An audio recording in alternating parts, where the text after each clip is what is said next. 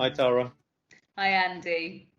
Thanks for agreeing to this interview, Tara. Can I ask you to start by introducing yourself, please?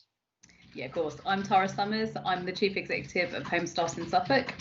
Homestart is a family support charity that operates in the county of Suffolk. And I think what's really, really unique about Homestart is that although we support around 570 families a year, the bit that's so brilliant is that that support is provided by our team of 250 volunteers, which is absolutely amazing. And if you think, across the county, we've got all these volunteers that donate around 55,000 hours each year to support families. That's phenomenal. That's a great way to start this interview as well. Thanks, Tara. Okay. I've got the same question I ask everyone as the first one, which is how you're looking after yourself and also how you're looking after your teams, or how are you supporting your team? Well, we've got a really interesting team because we've got a team of staff and we've got a team of volunteers. And there's very, very different needs for both of those teams of people, and of course for myself. So if I take the volunteers, so like I said, we've got 250 volunteers, that's 250 needs, across 250 people with different needs.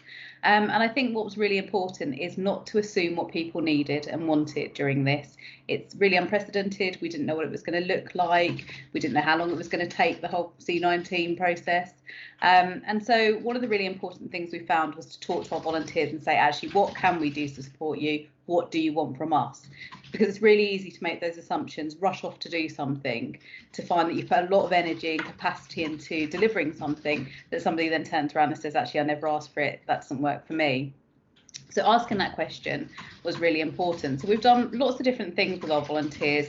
We have peer support sessions, so we have groups, virtual groups online, and they're very much targeted around family support.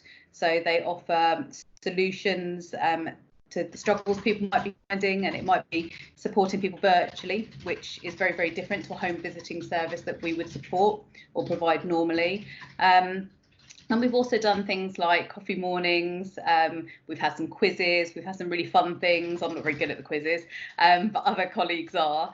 And, it's just about keeping that momentum, talking to people, and doing all those really nice things, just reminding people that actually we're still here. Sending cards just to say, hi, how are you doing? We haven't caught up with you in a while, and so on. And so, it's been a really good response from our volunteers. And it's also meant that on, the reverse of that is that they've come to us and said, actually, we feel really supported. We feel we can do more. And that's been amazing. Our volunteers gave us around an extra 200 hours of support each week to provide support to families. And that's because they felt supported themselves. Now, then, if we look at staff, slightly different to our volunteers because we see them a little bit more, see them on a daily basis. But again, it was about finding out what they wanted. So staff surveys to find out, how they were coping with this, what support they had themselves. We've got staff members that may not have anybody around them on a day-to-day basis, whereas other staff members have got, quite a few people around them to have those conversations. So it was about thinking what they individually needed and when they needed it as well. So we certainly don't provide support, whether it's staff or volunteers, just between 9 and 5. We've varied it up from 7 o'clock in the morning to 9, 10 o'clock at night. And all of the managers have made themselves very, very available for people at the times that they need it. But certainly for staff, it's about looking at where they get their support mechanisms from, whether it's their line manager, whether it's colleagues. We've sent staff members, little face packs in the post and so on, just to say, we know you've had a hard week. Here you go, have a bit of pampering. But also for staff members with children, because, and we know that from the families that we support, no one ever chose really to be at home working the hours that we're working during a crisis like this, and also looking after children and trying to make sure that they're emotionally well looked after, as well as their homeschooling. So we sent some gifts to children as well, just to keep them maybe occupied while people were doing video calls and things, just to help them out really, and just acknowledge that we knew it was going to be a challenge. And then you asked about me. Yeah, so you asked about me. I mean, one of the things that I found certainly during this process was certainly in the first few weeks, it was very hard to look at what you needed. It was so speedy that we entered into this so quickly that you were just on a roller coaster ride. And at some point you just wanted to get off, but you couldn't. The momentum was going. And so listening to other people really, and I think the people around me, colleagues, other colleagues in different organisations but in the same sector, were all beginning to reflect and say, actually, we need to acknowledge that we need a break, and we need to reflect and think which one of these meetings I'm going to is the most important. Do I really need to be at this meeting? Can I give a report? And so listening to how other people were doing it and feeling that you could was really important to do, because there was a little bit at the beginning of this crisis where you just felt that you couldn't step away in case you missed something, and because things were just moving so quickly. But certainly, I'm very, very lucky that I've got a really good family around me. I've got really brilliant colleagues in my management team who are strong enough certainly to say, Tara, you need to step back, you need to go and grab a cup of coffee, or have 5-10 minutes, or take tomorrow off because you're looking really stressed at this point. And I think you just have to listen to people around you, because sometimes when you're in that situation, I think a lot of us were really early on, that you can't see it yourself. Absolutely. Your way of working with and supporting your volunteers and your staff is really sophisticated, and it's very person-centered. That's fantastic to hear. And the call on your time as an individual, as a leader within the voluntary community sector has been intense. So you're absolutely right about listening to others when they say you need a break. The second question is this. So what impact has COVID had on Homestart volunteering offer? I mean, right at the beginning, we started, if I'm honest, we were really panicking about the impact this would have on our volunteers. With 250 volunteers, everyone was thinking very differently. Some embraced what was happening and said, we need to get out there, we need to support people. Others, through to their own vulnerabilities or their families' vulnerabilities, needed to pull things back a little bit. When this first started to happen pre-lockdown, we were getting a few, concerning calls from volunteers telling us that they felt worried and they weren't sure what was going to happen. And we started to look at, who in our volunteer group is going to be vulnerable? Are we going to have people that step down from volunteering as a result of this? And so we started to speak to our volunteers. We did some surveys and identified really quickly that we had about 1/3 of our volunteers that were deemed to be vulnerable or were supporting vulnerable family members. And that was really worrying. Losing around 80 volunteers would have been really significant. It would mean that, in a year, we wouldn't be able to support around 160, 170 families. And that's a really huge number of people that would lose out on that service. So we had to work out how we would mitigate that really quickly. Providing telephone support has enabled us to retain volunteers that wouldn't feel comfortable doing home visiting support. And as we move on from this situation, we'll maintain a telephone service as well as a home visiting service. One, because actually some families are telling us that's what they want and don't feel comfortable re-engaging with home visits. But equally, we have the same with our volunteers.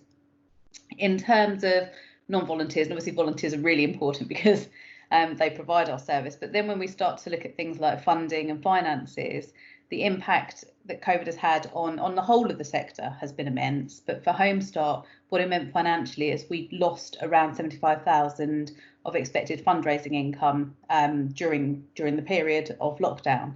And we had one of our biggest fundraisers planned for that time, a big ball, moonlight ball, which actually in some ways, although I'm very sad about losing 75,000, I'm kind of equally happy, but because I can't actually fit into my ball gown, having eaten way too many COVID snacks. So actually the thought of having an additional, 12 months to actually get into a dress is quite helpful.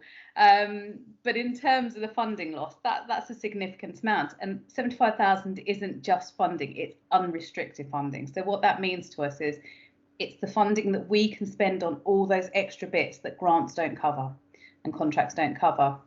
It's our responsive funding.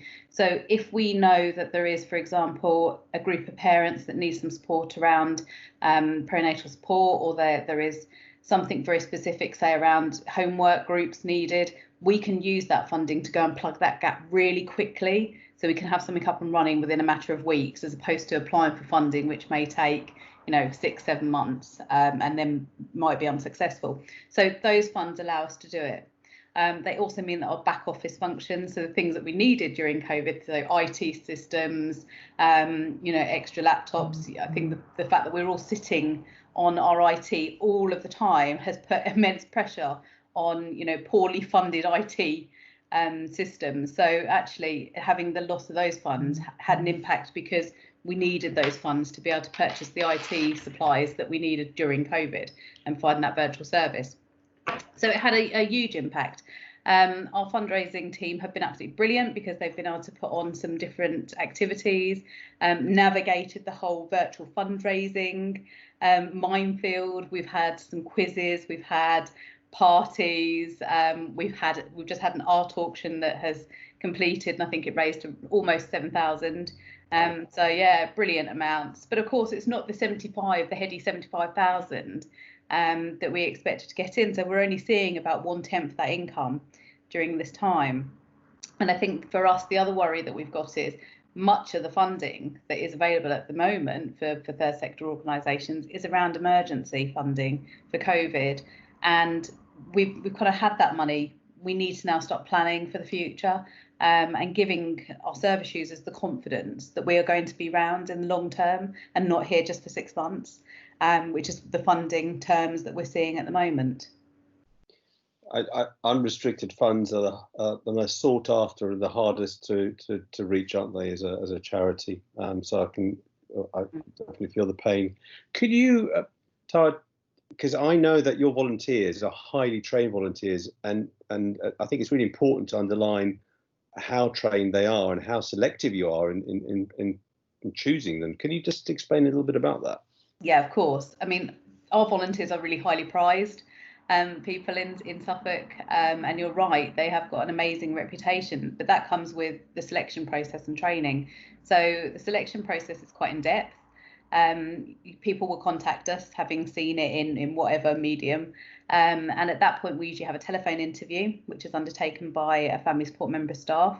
If they kind of get through those gates, they then are provided with a written or an application to complete, and we can offer support for somebody to do that as well.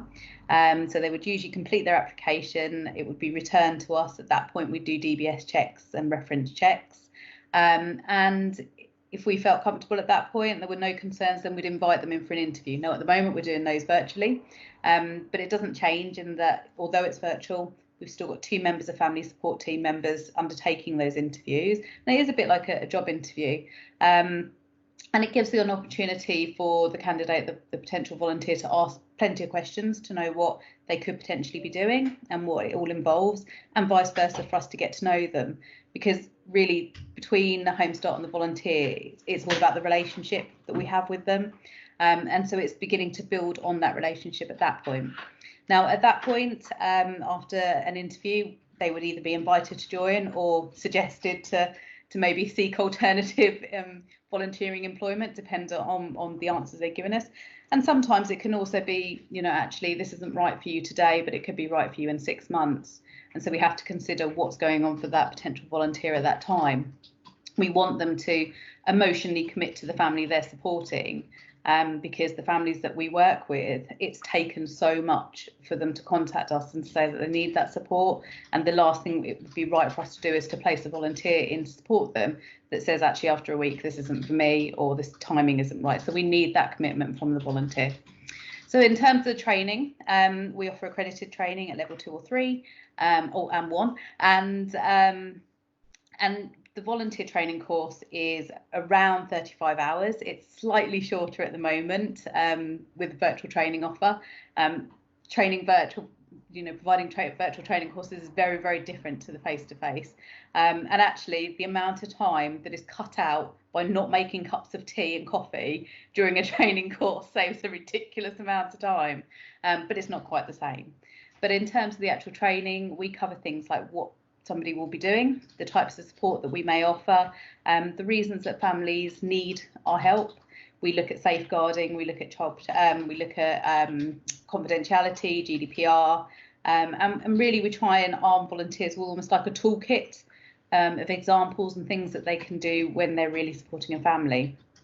And at the end of that course, and we do interviews at different points during that course just to check that people are doing okay and that they understand it, and they're done without being in a group. So if somebody's struggling, they can talk to us.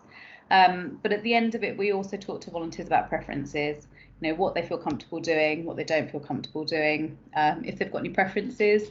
We have lots of people that say, actually, I'd quite like to support somebody with a young baby. And there are very many people that say, actually, I don't want a baby. That's not for me. But it also is about looking at what skills they have themselves, some of the experiences they may have had in their background that may be too close to comfort. That they wouldn't want to support somebody with a similar need at that point in time. And we certainly say to volunteers, as a newer volunteer, it is not the time to challenge yourself.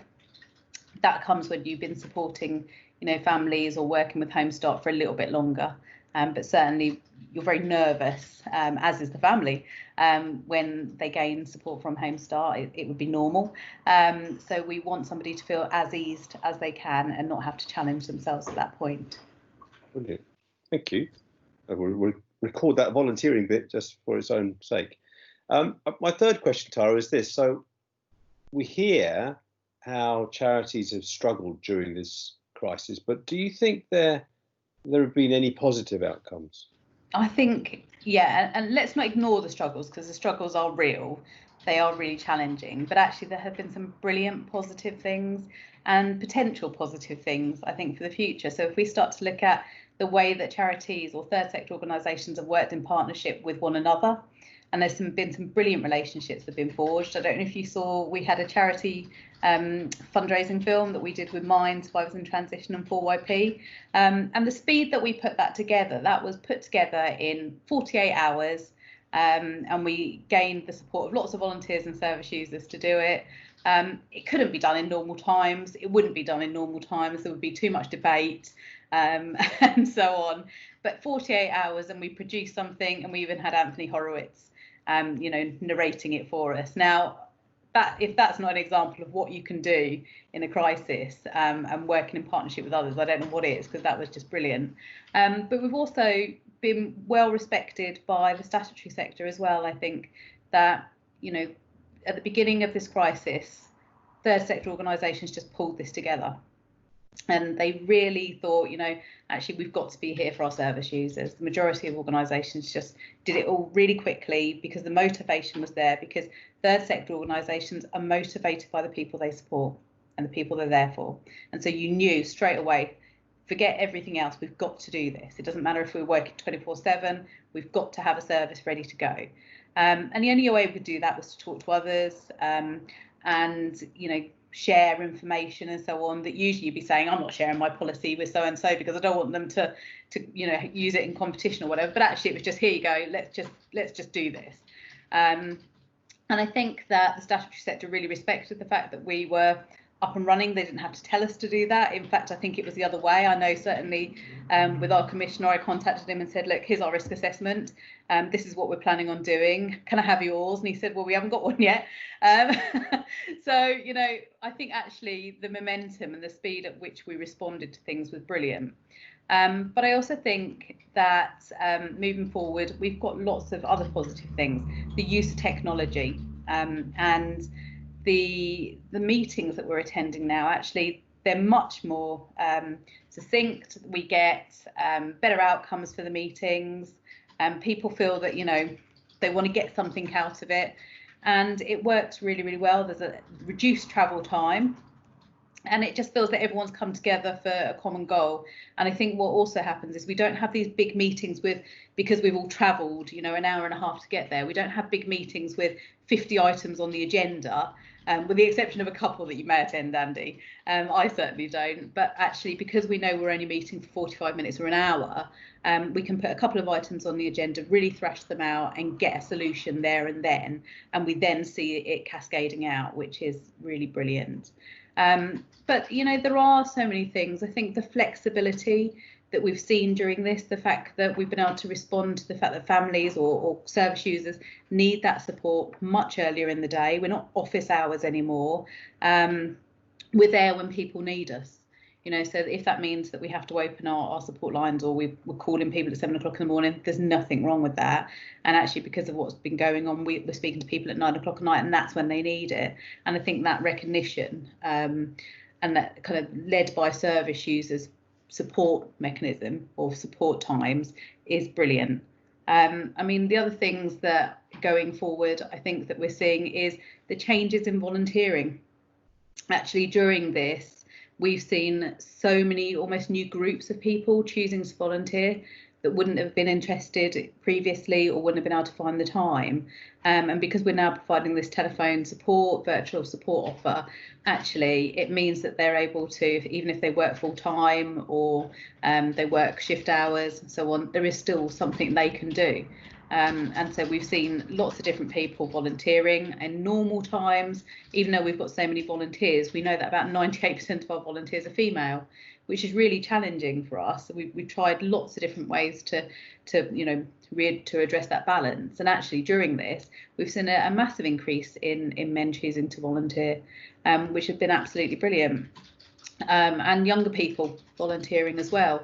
So I think it's changing the scope of volunteering, changing people's perceptions of volunteering. And certainly there was an amazing community response, wasn't there, during COVID?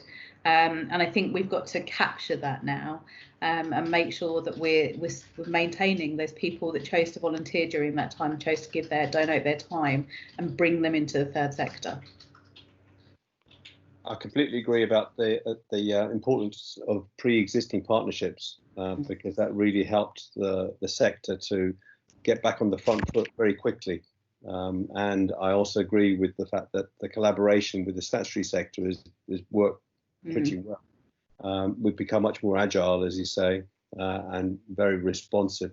But I didn't know about the volunteering infrastructure and how that's proven to actually be very effective for the future as well, because you always want a more diverse set of workforce or workforce or volunteer group. Last question is about the future. So what learning or challenges do you think will come from the outbreak? I think that we are going to be more mindful about others, or I hope that we are going to be more mindful about others. I think we saw that during the crisis. We checked on our neighbours. We made sure no one went without. We were really responsive to that. So if somebody told us, whether it was someone in our community or one of our clients said, I need food, they had food and they had it there and then. We didn't wait 72 hours to give them a food parcel and go through 20 different forms and an email response that says we've got your response or we've got your communication and we'll give you 24 hours to get back to you. We were able to get things there and then. So I think the responsiveness, the recognition that when people need support, they don't just tell you they need support because they don't really want it, it's because they genuinely need it. So I think that. I also think that it's just about flexibility. I think there's going to be an openness to flexibility and people's well-being in terms of that flexibility.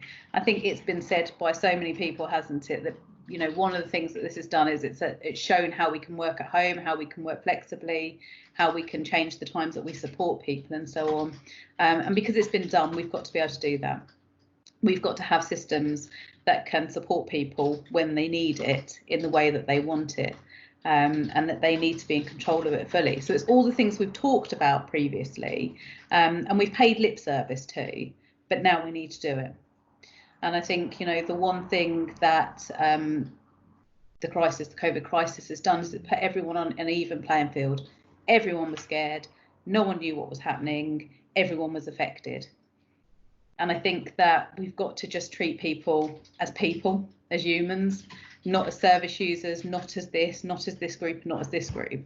I think that everyone's on that even playing field and they need to be supported with the respect that they need, and they need to be in control of that. So I think, if anything, and my hope is that we can provide the best service, we can continue to provide the best services, but led by the person that needs it. Absolutely, well said. And we've all got a lived experience of this, haven't we? And we need to remember that. Tara, thank you so very much for your time. You're welcome. Thank you very much.